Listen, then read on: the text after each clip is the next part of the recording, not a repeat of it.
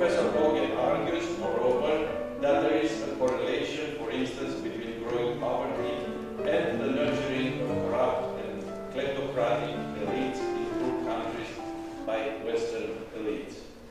There is a normative deficiency in acknowledging the problems of the world we live in, and this deficiency, despite the environment commitments of our culture and society, has an impact on the way individuals conceive their moral responsibilities and adjust their actions in order to improve situations as extreme poverty and hunger that afflict people all over the world. Although he is a harsh critic of contemporary society, he does not believe that it would be feasible to discard the capitalist system in favor of another one. He does, on the other hand, believe that it should be possible for us to imagine a combination of capitalism and justice. Globally, he offers an alternative to the idea that free markets are a panacea by proposing a type of solidarity beyond national and cultural borders, a cosmopolitan solidarity. Professor Pogge's theories fill this normative gap, and his activity as a theorist, professor, researcher, and activist proves that the philosophical debate concerning the theoretical basis of global justice can provide a framework for a more effective drive to eliminate extreme poverty and remove the consequences of global injustice. Thomas Winfried Menko Pogge was born in 1953 in Germany. He studied sociology at the University of Hamburg, where he graduated with a thesis on Peirce and Palatul. In 1977, he went to Harvard, where he met John Rawls. The meeting with Rawls helped him develop new ideas on how to combine political work with work in political philosophy, confessed Professor Pogge later. With John Rawls as a supervisor, he wrote a thesis on Rawls in global justice, which displays some of the topics that will mark his evolution from a theoretical point of view. This is also a starting point of his constant interest in the philosophical concept of Rawls and to the interpretation of which he contributed significantly over the years. Especially in the first years of his career as a philosopher, Thomas Pogge continued Rawls' work. He adopted and refined elements of the letters of theory, defended him against a number of texts, while also formulating one of the most penetrating critiques of Rawlsian theory and displaying its inconsistency. He went on to lecture at Columbia University as assistant professor, then as associate professor, and finally as full professor in political science. In 2008, Yale University invited him to teach as Leiter Professor of Philosophy and International Affairs. Professor Pogge also taught at the Center for Applied Philosophy and Public Ethics at the Australian National University, the Center for Professional Ethics at the University of Central Lancashire, etc. He's also a research director of the Center for the Study of Mind and Nature, University of Oslo. At the same time, he led numerous research and development projects which benefited from grants awarded by prestigious organizations and institutions, such as the Australian Research Council Linkage Grant for the project Assessing Development, Designing Better Indices of Poverty and Gender Equity, the Australian Research Council Discovery Grant for the project The Responsibilities of the Affluent to Address Global Poverty, the European Union 7th Framework Grant, Pharma Innovation Innova P2, an international collaboration of 7 partner institutions toward fully developing and specifying the Health Impact Fund as a complement to the patent system for pharmaceuticals, etc. In 2010, he founded Academic Stand Against Poverty, an international network helping scholars, teachers, and students enhance their impact on global poverty. Professor Pogge was a member of the Princeton Institute for Advanced Study, School of Social Science, with a supplementary grant from the Global Security and Sustainability Program of the John E. and Catherine T. MacArthur Foundation. He held a fellowship at the Center for Advanced Study, Oslo, and a visiting fellowship at All Souls College in Oxford. He has been a member of the Norwegian Academy of Science since 1996 and was awarded the honorary doctorate of the University of Turku, Finland in May 2011. Professor Pogge is the author of many books published or translated in different languages. We mention just a few of them. Politics as Usual, What Lies Behind the Pro-Poor Rhetoric, Kant, Rawls, and Global Justice, published in Shanghai Translation Publishing House in 2010. Gerechtigkeit in der einen Welt, in Klartext Verlag, Hacer Justicia a la Humanidad, Problemas de Ética Práctica, the Health Impact Fund, Making New Medicines Accessible for All, World Poverty and Human Rights, Cosmopolitan Responsibilities and Reforms, Cambridge Polity Press 2002 and second edition in 2008. John Rawls, His Life and Theory of Justice, Oxford University Press 2007, and Realizing Rawls, Cornell University Press 1989. He edited and coordinated many volumes, among which we cite only a few, such as Global Financial Crisis, the Ethical Issues, Health Rights, Incentives for Global Public Health, Patent Law and Access to Essential Medicines, Giving Well, the Ethics of Philanthropy, and so on and so forth. Professor Pogge wrote countless articles for prestigious encyclopedias and of philosophy, co-edited a prestigious companion to political philosophy, and is a member of the editorial board of the most prestigious journals of moral and political philosophy. He taught over 30 seminars and gave over 900 public lectures in 44 countries. In these papers and in many others that were not mentioned in this incomplete list, Thomas Pogge promoted a broader conception of global justice. Using a formulation that often appears in his writings, this conception of global justice can be named, I quote, the justice of alternative feasible designs. Alternative designs and the problem of their feasibility being not only a methodological trait, but also the content of his theory seen as a whole. Apart from the traditional political philosophy, where political arrangements are explained and justified on the basis of ideal models and thought experiments, the state of nature and the original position being among the best known such tools, Thomas Pogge starts with actual facts in building his explanations of existing deficits and justifications for concrete reform proposals and that would advance global justice and eliminate extreme poverty. He builds varying hypotheses, alternative designs, and tests their feasibility through arguments in favor and against. In the course of these arguments, full of theoretical imagination, hidden assumptions are brought to light, basis arguments are torn apart, and incoherences are exposed. Thomas Pogge builds his alternative designs in two main theoretical ways. The first way consists in establishing alternative designs to the current state of affairs and delineate some criteria for testing their feasibility. The essential point is that these criteria are not built on the spot, but have a starting point in the same practices and aspects of international life as the designs themselves. And yet, the alternative designs are not sociological scenarios that promote possible futures.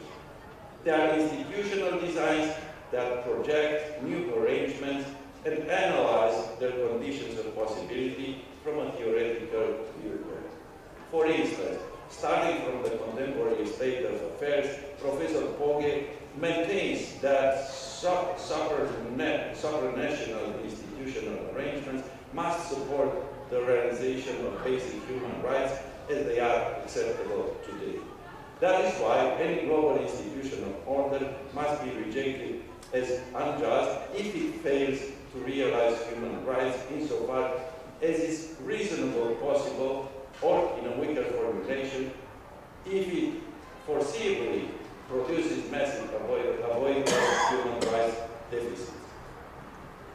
The realization of this arrangement, the realization of just arrangement, is the responsibility of individuals, especially of the citizens of the more influential states, which together design and enforce the present supranational institutional order.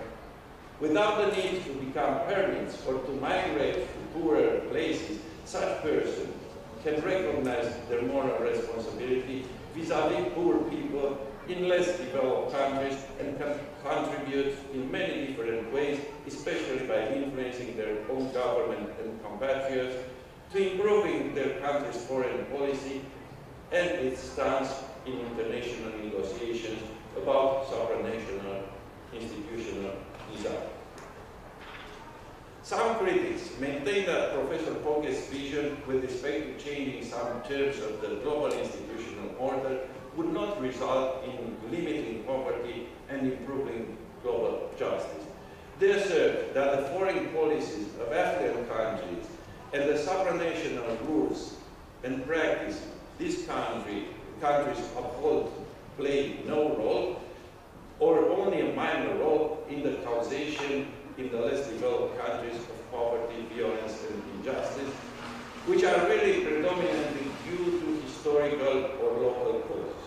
In response, Pogge does not deny the importance of national and historical factors, but he uses various concrete empirical examples to show that existing supranational rules and practices often sustain such harmful causal factors and or aggravate their adverse effects.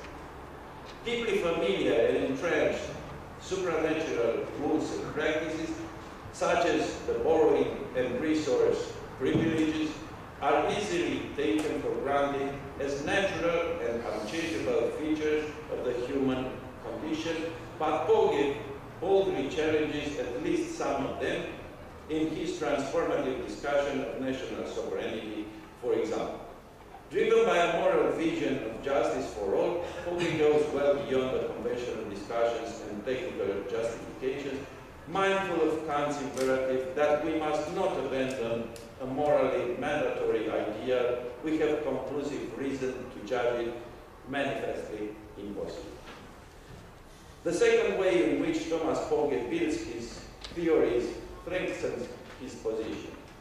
He introduces or develops new concepts such as the institutional understanding of human rights or the idea of negative duty. Negative duty is an individual's duty to refrain himself or herself from harming others and to refrain even from indirectly supporting those institutional arrangements that facilitate human rights violations or further power. This negative understanding of moral obligations that pertain to citizens of rich countries and to us in general does not violate the freedom of individuals. The institutional understanding of rights is based upon the negative duty not to support unjust supranational arrangements or corrupt governments of underdeveloped countries. Thomas Pogge has confidence in the fact that this new understanding can lead to a change in the moral conceptions of people. Therefore, the measures he proposes are not simple blueprints, but the result of this new conception about the moral responsibilities of the individual and the ways in which it can be exercised. Thus, for Professor Pogge, people from rich countries should not just act, for instance, with a view to increase humanitarian aid or to pressure governments to increase aid or to contribute themselves to its increase. Pogge is, at any rate, a critic of prevailing institutional approach to aid and loans handed over by rich countries or international financial organizations, which contribute too little else than consolidating corrupt governments. They should do less, but at the same time more. They should understand it is more important that their governments remove trade barriers for poor countries, give up rents extracted from intellectual property rights or from the exploitation of natural resources, give up oversized profits derived from international trade, and stop supporting corrupt governments. As individuals, according to Professor Pogge, we first and foremost have negative duties, not to harm others and not to restrict their freedom, which are more stringent and more widely accepted than positive duties prescribed by generous moral ideas. These approaches not only distinguish Professor Pogge's conception among the different thinkers concerned with the same problems, but stress the profoundly liberal tone in the classical tradition of his thinking and actions. Thomas Pogge is part of a tradition of thought that made freedom and equality the cornerstones of any political order. The University of Bucharest is honored to welcome Professor Pogge among its faculty and its community, academic community. Awarding the title of Doctor Honoris Causa expresses our deep conviction that his scientific work and his public activity reaffirm the everlasting nature of philosophy at the beginning of this new millennium. Thank you very much.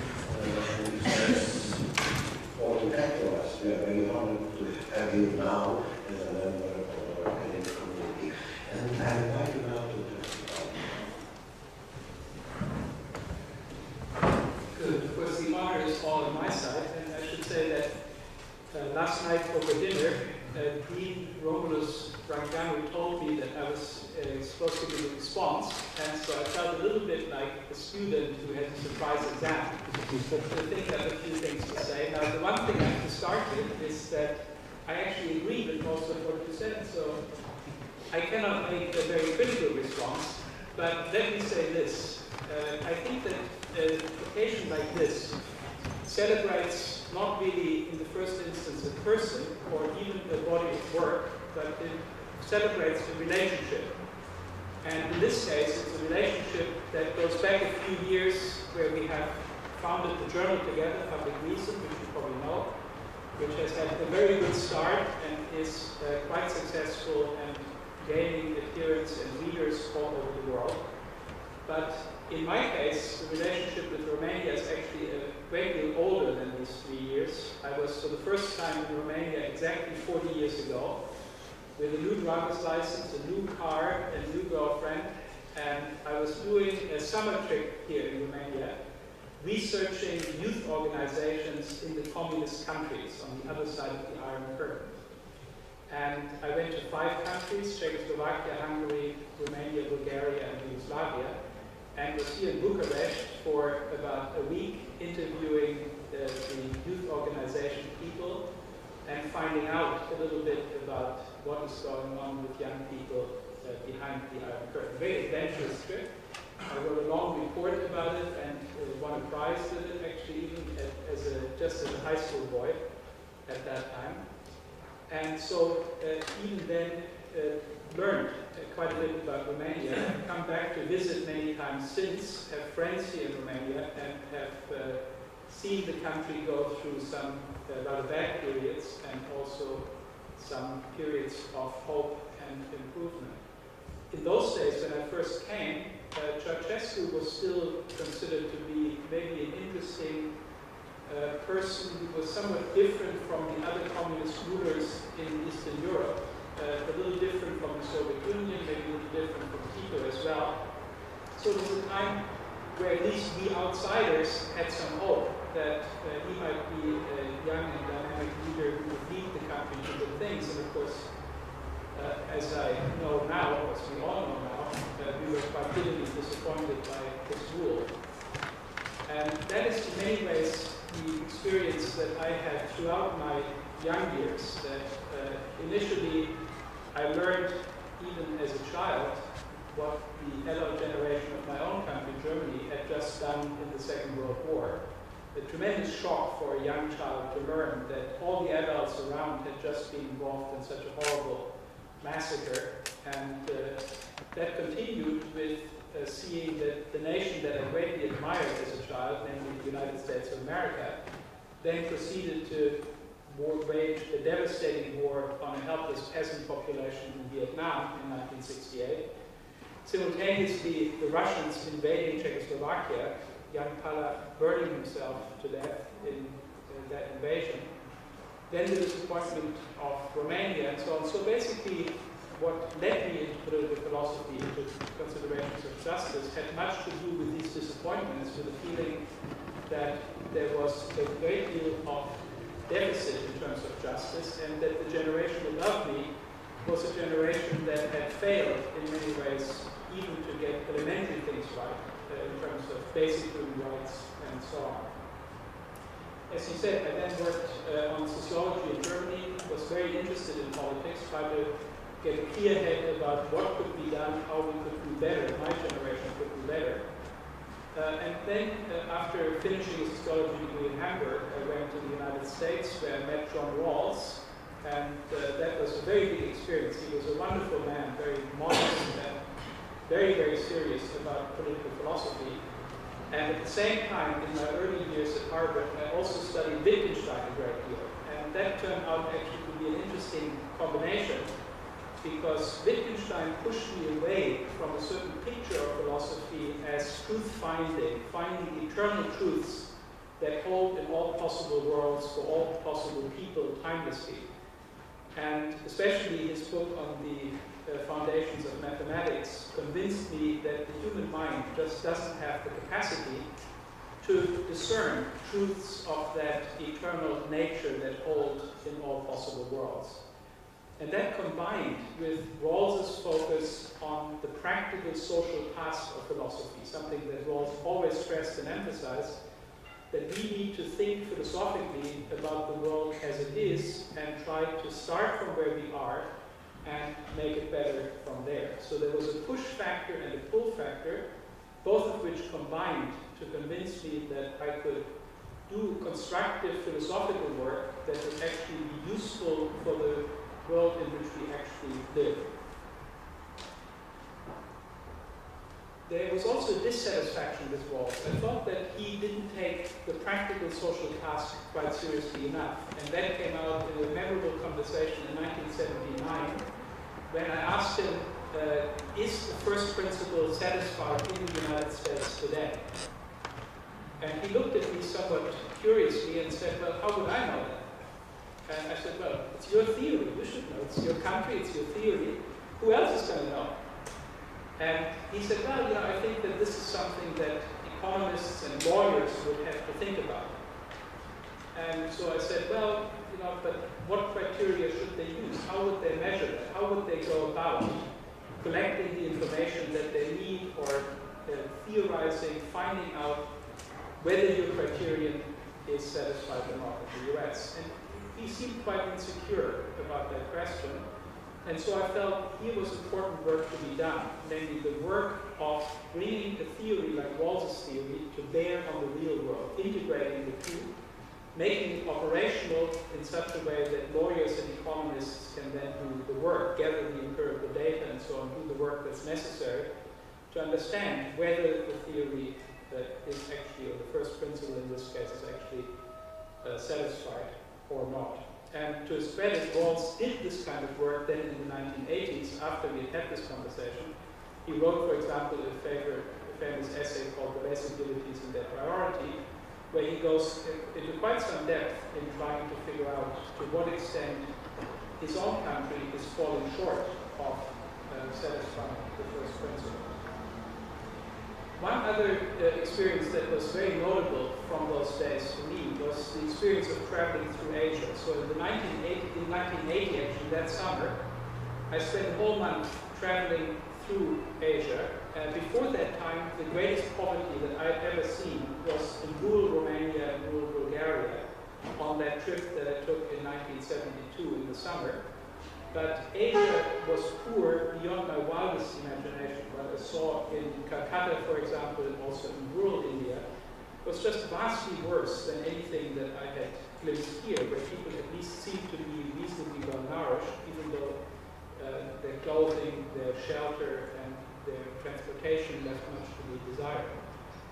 And it was at that time that I felt if so many millions of people, actually very substantial numbers or percentages of the world's population, live in this abject poverty, and if we are now collectively as a world rich enough to end poverty once and for all, then this truly must be the greatest and most important injustice that we have to devote ourselves to. Not just the poverty as such, lack of resources and so on, but also the associated indignities, the exclusion, the humiliation that people suffer when they are poor. All of that I saw in India, how poor people are treated by state officials, how they're treated by people who are better off, and so on.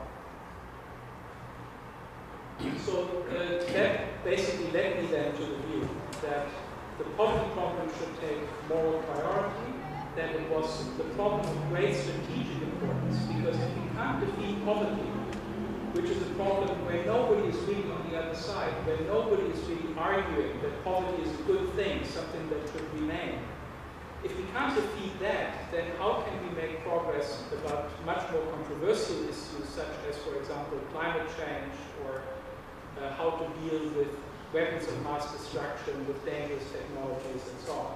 So I felt poverty was the important moral issue to focus on first. And one other important consideration in favor of that was also the feeling that we were in many ways involved in the poverty problem of the developing countries. On the one hand, through the foreign policies that our states are pursuing, such as, for example, the Vietnam War, but also various policies where governments have been toppled by the Americans with the help of the European allies and so on. But also, and maybe even more significantly, through these emerging supranational institutional arrangements that have such powerful distributive effects on the way in which income and wealth are distributed in the world. And that is still my view, that I think that the World Trade Organization, which of course came into being later, illustrates perfectly how we have now very powerful rules at the global level that are designed largely by the rich and for the rich, and make it very much harder for poor populations to maintain a reasonable share of global economic growth. Global inequality is increasing and has been increasing throughout this globalization period. Now, let me in conclusion say a few things about the work that I'm currently doing in the context of the Global Justice Program at Yale. Again, I want to stress that even though I'm being honored with this degree, this is really all teamwork. There are a lot of people involved in doing this good work in global justice. Many of them are here in this room, actually, a good number. And this is work that we do together, and that I think would be very difficult for one person to do alone, and without that vivacious discussion that comes from debating these things and learning. So one of the projects we are currently involved with is the Global Poverty Consensus Report. As you all know, the Millennium Development Goals are expiring in the year 2015, and so the world will put put something else in its place, and our hope is that it will not be quite as meaningless and diluted as the Millennium Development Goals have been.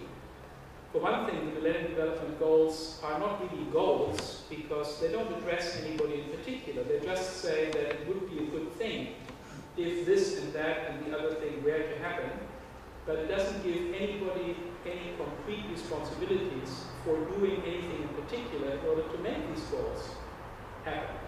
These goals are detached from human agency and so are devoid of any duties or responsibilities. So what we need to establish, I think, are goals in the true sense of the word, which are goals of particular agents who then have the responsibility to do specific things, a real division of labor or of tasks, in order to bring these goals about. And if we find that the glide path towards the eradication of poverty is not maintained, that the world is not making adequate progress, then there have to be firm duties on the part of identifiable and capable agents to redouble their efforts to get us back to the path that would achieve the next goals. Another important project that I'm involved with, again, with a large group of collaborators, very interdisciplinary project, is the one that you also briefly mentioned, the Health Impact Fund project. So we're trying to change the way in which new medicines, innovation in medicines is incentivized and rewarded. Traditionally, of course, that is done through monopolies, that an innovator can price the medicine at a very high price, often 50 times higher than the cost of production, and can therefore, with this high price, recover the costs of research and development. What we envisage is that at least the more important medicines are rewarded in a different way, that innovators can register these medicines for rewards that are conditioned on the health impact that these medicines actually achieve in the world, on the condition that the innovator forgoes any profit from markups. So the innovator sells the medicine at cost of production without any profit, and in return gets publicly funded health impact rewards that correspond to the health gains that the medicine actually achieves in the world. Not what it could achieve, not what the clinical trials say that it might or could or will achieve, but actual measured health impact in the world. So this is another project that we are trying very hard to now pilot. This year we are hoping to get the first pilots going, introducing one drug into one pilot area in order to see whether we have the capacity to measure health impact in a reliable way, and also to show how pharmaceutical innovators will act differently, will introduce their medicine differently if they are differently rewarded. So let me return in conclusion to this wonderful collaboration that we have started with Dean Branchiano about the Public Reason Journal, and express the hope that we will be successful, continue to be successful in organizing events like this and in carrying this journal forward. And I hope that all of you, insofar as you are in the field of, broadly speaking, public reason, be it philosophy, political science, economics, whatever, will consider at some point contributing an essay to this wonderful journal that we are editing together. Thank you very much.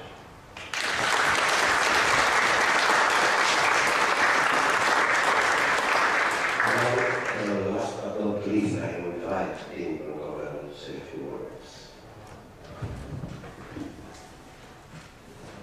Thank you, Mr. President, for the opportunity of having the floor at this ceremony. First of all, I would like to address my congratulations to Professor Pogge for the honorary degree awarded by our university. Professor Papadima stated at the end of Laudatio that starting from now on, Professor Pogge will be the member of our academic community. I would like to add, and Professor Pogge just tell something about this, that Professor Pogge has actually been part of it for some time. Ever since he became an associate editor of the Public Reason journal published by our department, he offered us his special and friendly support, his guidance, contributing significantly to increasing the journal's quality. Furthermore, I would like to state that the professional activity and work of Professor Pogge represents a great example for us as philosophers, particularly as Romanian philosophers, if you want. Because Professor Pogge is an intellectual, a public intellectual in the French sense of the term, but his work is not limited to only expressing some attitudes. His critique is sharp, responsible, and regards real problems of society, and we, as philosophers, as Romanian philosophers, should pay more attention to these sort of issues.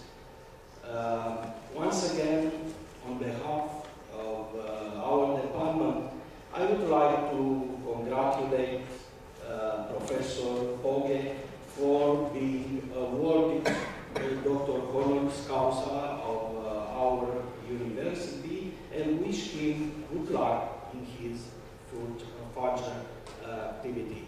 Thank you, Professor.